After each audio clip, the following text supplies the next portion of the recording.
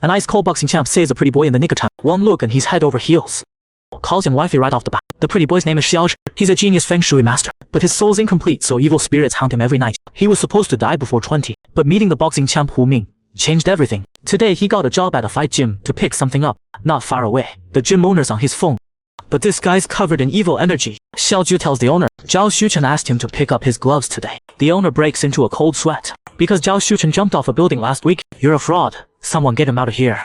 Right then, a punching bag's chain snaps and flies straight at Xiao Zhi. In the nick of time, Hu Ming rushes over and punches the bag away. Xiao Zhi's eyes go wide at the guy's speed and strength. Their eyes meet.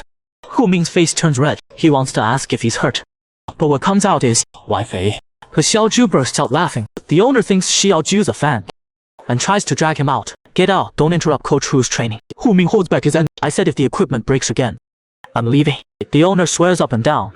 This stuff cost a fortune, can't be faulty. Must be Gao Xuchen's ghost causing trouble. I hired a master to pray for him today. He's already at the door. I'll go get him.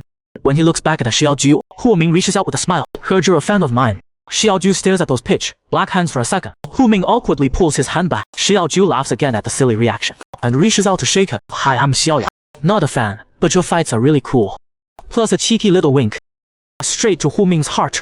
Xiao Zhi tells Hu Ming Gao Xuchen didn't jump, but the security footage shows Chen alone on the roof. Xiao Zhi pauses. Some evidence doesn't show up on camera. Just because you can't see it doesn't mean it's not there. His gaze turns cold as he looks at Hu Ming. After all, you're the most suspicious one here. Because he sees Hu Ming carrying deep karma.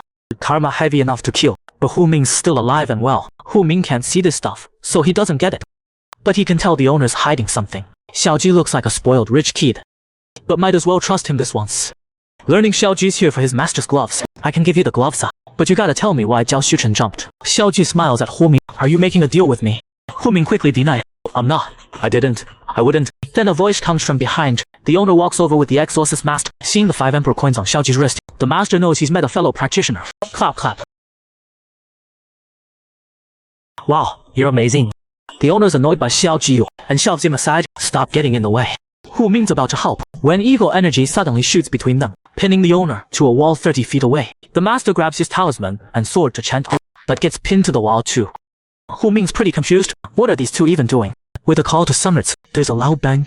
The evil energy the two clowns land safely. The coins return to Xiao Zhi's hand. Now Hu Ming finally believes there really are invisible things out there. Xiao Zhi walks forward and finds it's a baby ghost causing trouble. During a friendly Q&A, he learns the owner used this baby ghost to kill Zhao Xuchen, and now it's gonna kill the owner to clear its sins.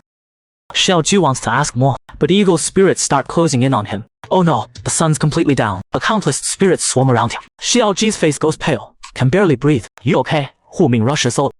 The moment his hand touches Xiao Zhi's shoulder, the spirits are instantly repelled. Xiao Zhi stares at Hu Ming in shock. This guy can actually drive away the spirits. Seeing he's busted, the owner tries to run, grab him. With one command, Hu Ming immediately catches the owner. I had no choice. I owed huge debts.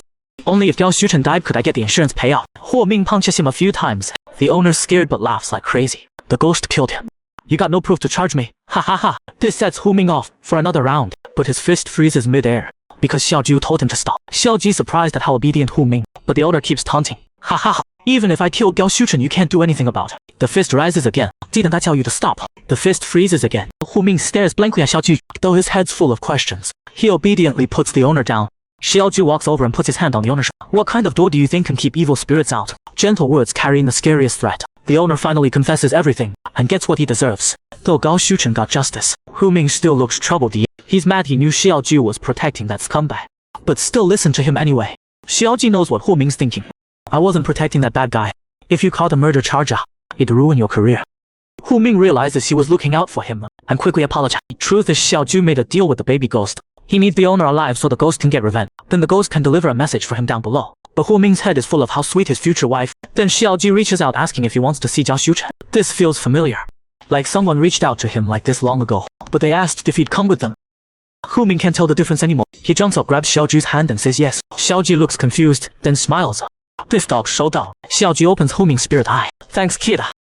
Meanwhile, Xiao Zhi discovers through physical contact, he can actually purify Hu Ming's karma. Thinking back to how Hu Ming drove away spirits through touch, this all seems to mean something. If only his master were here, he'd know why. Now he watches Zhao Xueqing and Hu Ming chatting happily. Can't hide the envy on his face, because his master won't even come see him. A week later, Xiao Zhi moves to a new place, opens the door and runs into Hu Ming coming back from a job. Didn't expect to see you again so soon. Hu Ming stands there like an idiot. Head full of my future wife lies next door. Going inside, a Xiaoju winks at Hu Ming. Your love star's been active late. Keep an eye on the people around you. That night, Hu Ming can't sleep thinking about that love star comment. The only person around him is Xiaoju. Could it be? Meanwhile, Xiaoju's busy bullying a female ghost. The ghost is crying her eyes out. I didn't hurt anyone. I just touched the guy next door's waist. And you blasted me out with a talisman. Xiaoju's about to teach her a lesson. When the doorbell rings, Zai's jaw drops when the door opens.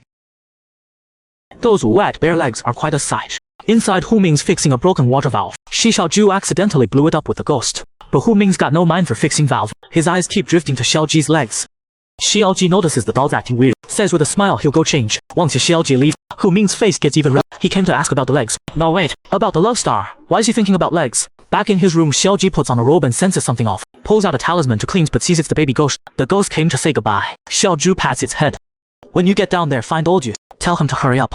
The baby ghost nods polite. Then a talisman falls from it.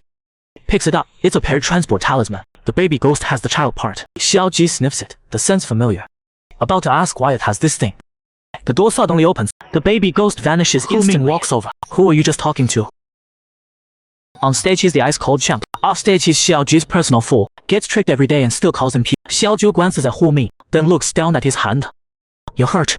Let me see. Faced with his future wife's concern, Hu Ming's already forgotten his question. Obediently holds out his hand. The moment he touches the blood, Xiaoju feels a strange power. He pushes down his confusion, holds his hand and mutters a few words. Hu Ming's amazed the bleeding stopped. Asks curiously what that was. Xiaoju makes up a bunch of nonsense. Hu Ming feels like he's being lied to, but can't help thinking. He looks so cute when he lies. After Hu Ming leaves, Xiaoju stares at the blood on his hand. Plus he noticed the baby ghost was scared to hold. Do you know something? It's this. Poster points. To Gaoyi's mouth. Xiaoju feels a pang of sympathy. A baby ghost with defects will be reborn with those same defects. So he decides to help it earn merit before reincarnation. That way it can be reborn into a good fan. Meanwhile, Hu Ming stares at the band-aid and remembers the past. Since his earliest memories, he's been digging through trash. He lost something really important, but can't remember what it looked like. Later, a scout discovered him, seeing he was a homeless drifter. Sold him to fight underground. That's how Hu Ming became the ring champion, earning the nickname Madman. Then the doorbell rings. His manager throws a photo on the table. Dude, what's this about? Hu Ming picks it up. Someone caught him and Xiaoju holding hands, trying to stir up dating rumors. The manager paces frantically. Lucky he bought the photo first. Hu Ming just grins at the picture. His future wife looks good from every angle, even blushing a little. The manager's shocked, speechless. Everyone knows boxer has got a temper and no social skills. Last time an actress tried to use you for class, you kicked her out. Seeing Hu Ming's lovesick look, the manager raises his voice. Snap out of it. Look at yourself, all dark and buff. He's getting close to you for a reason. Hu Ming ignores him, still happy with his photo. Then remembers something. He looks seriously at his manager. Bury the photo thing. Don't mess up. Xiaoju's normal life. First time Hu Ming's ever protected someone. He's not against Hu Ming dating. Because Hu Ming's not that underground madman anymore. He reminds Hu Ming again not to get scammed. His main reason for coming is to give Hu Ming info about next week's banquet, and reminds him repeatedly to wear the custom suit. After all, Hu Ming's his meal ticket, and then the doorbell rings. The manager checks the monitor. Wow, you got him coming to your place now. Ming quickly fixes his hair, then pushes the manager aside, and asks, how's my hair? The manager says sarcastically, gorgeous. Xiaoju smiles at Hu Ming. Thanks for fixing my water valve last night. I bought you some breakfast. Hu Ming stands like a kid who got praised, standing up all straight. Just doing my job. Coming in, Xiaoju spots the manager. Looks like I didn't bring enough. Hu Ming shoves the manager aside. He already ate, gotta rush to work. The door slams shut. Deforced, Tuku work manager yells in frustration. At the table, Hu Ming sets out the breakfast. Xiaoju eats so cute. Actually, what the manager said earlier.